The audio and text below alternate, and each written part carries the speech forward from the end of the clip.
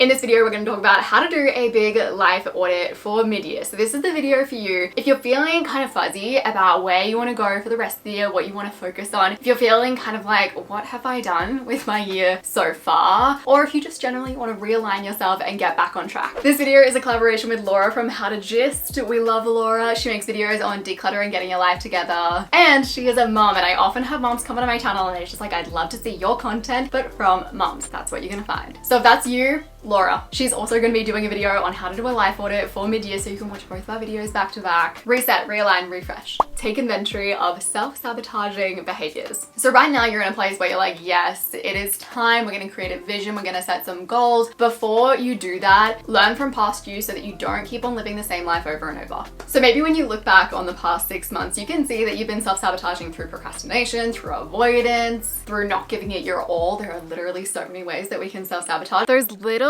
self-sabotage moves that you make are really much more like little self-protection moves. The way that I like to think of it is it's like a parent who wants the absolute best for you, but they really don't know how to express it and they're missing the mark. When you avoid putting up that TikTok video, self-protection. Have you seen how brutal TikTok comment sections are? Staying in that relationship that is not serving you, self-protection. Have you seen how many Tinder profiles there are featuring fish? Take inventory of your self-sabotaging or your self-protective behaviors. Start by writing down a list of the things that you've been meaning to work on, things you've been meaning to do, and then write down a list of any self-sabotaging behaviors that have accompanied them. Then you want to ask yourself the golden question, which is, what does the part of you that is doing this self-sabotaging behavior want? Keep on asking that question until you get to the real reason, and I guarantee you it's going to be a lot deeper than I'm just a lazy person, I'm just inconsistent, I just can't stick to things, I'm just bad at ABC. So for example, not posting your first video online. What does the part of you that is self-sabotaging and avoiding that task want? It could be to avoid judgment, because the internet can be a scary place. And then if you look further, it could be because it wants comfort. It really craves comfort. You might need to do a little bit of negotiation with that self-sabotaging part. Like, hey, if I get you some comfort over here, can we do this thing? Or what if we just give it a go this time and see if it's safe? Work with the parts of you that are protecting you. Take inventory of your assumptions.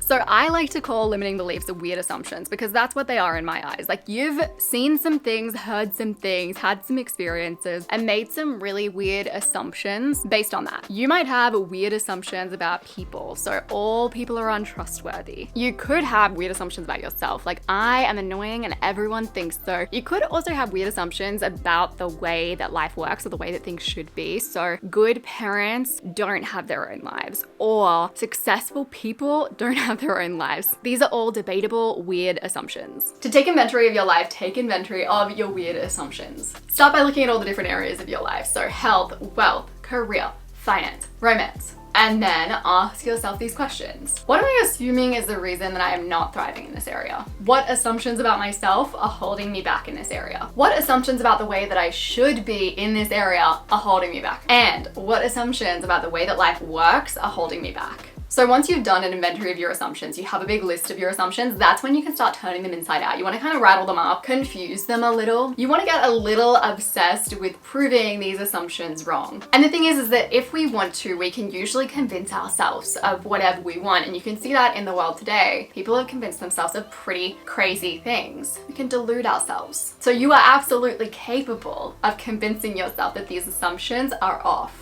if you put in the work. Start by getting obsessed with finding the events and experiences that created these assumptions in the first place. And keep in mind, there are always going to be experiences. So for example, I remember in my history class in high school, there was this one girl, let's call her Penelope, and the teacher decided to have a little tally on his board of Penelope moments. So whenever this girl did something that he perceived as dumb, that's how I remember it, he'd put a little tally on the board. I didn't really know that person, and I don't know how she took it. Two people could take that totally differently. Someone could just brush that off and be like, yeah, whatever, his opinion means nothing. Another person could take that experience and let it create a core belief of, I am incompetent, I am dumb. That core belief could affect the universities that they apply to, whether they do higher education, full stop. But experiences like that are usually where your weird assumptions will come from. You want to find moments like that, and then you want to change your perspective on those moments. If you're interested in how to do that, I have a video on how to journal to heal. I'm going to have that link down below. I walk through my whole process. process. Just doing this on its own can be life-changing. Take inventory of each area of your life. So on the screen, I have a list of all of the different life areas. What you want to do is take each individual life area and you want to create a start and a stop list. So create a start and a stop list for your finances, for your health, for your wealth, etc. So here's a little example of a start and stop map, what it would look like. So in the middle, you've got your health. Something you want to stop is ordering soda with your takeout. And then off of that, you want to write down your actions. So for example, the action for this would be buying sugar-free soda. That way, when you do go and get takeout, you can take it home and you have sugar-free soda at home instead of drinking straight up sugary caffeine-y Coke. Then we've got regular nature walk. So the actions off of that would be message your friend about doing a nature walk on Sunday. Find one hiking meetup on meetup.com. Look into or download All Trails. I see All Trails all the time on TikTok. The actions are little actions that you can usually do pretty immediately to kick yourself off with these kind of behaviors that you want to either start or stop. So about a year ago, maybe more, everyone online started talking about this idea of mindset work. And I started seeing this term everywhere. People were like, you need to be doing mindset work. It's the most important kind of work that you can be doing. And I don't know if this is an experience shared by many, but I was sitting there going like, what are we talking about? What is mindset work? I felt very in the dark. So I went on a journey. I compiled a big list of mindsets as well as mindset habits, a way of rating yourself on a scale for those mindsets, and a list of mindset work that you can actually do. This is the guide that I absolutely needed a year ago. So I've created a Notion template that you can download below where you can find a big list of mental habits. This isn't like a comprehensive list, but it's a starter list. So you can go through it, you can rate where you're at with each mental habit using the rating scales. And then when you click on the mental habit, it'll actually give you a list of ideas for things you can do to grow in that area. To find that template, go into my description. Take inventory of your goals. So something that we tend to do is we cling to these old goals that we have set, whether it's out of guilt or whether it's out of like a sense of weird loyalty, I'm not totally sure. Instead, as part of your life audit, take inventory of your goals and your habits. So what you want to write down are all goals that are kind of sitting in the back of your mind. Maybe they've been there for a little while. Any goals that you set at the start of the year that maybe you didn't end up pursuing, you forgot about, or simply didn't work out. Then you want to rate them by, firstly, how interested are you? 10 being so interested and excited, 1 being I'd rather watch Riverdale. How impactful they'll be, so 10 being life transforming, 1 being like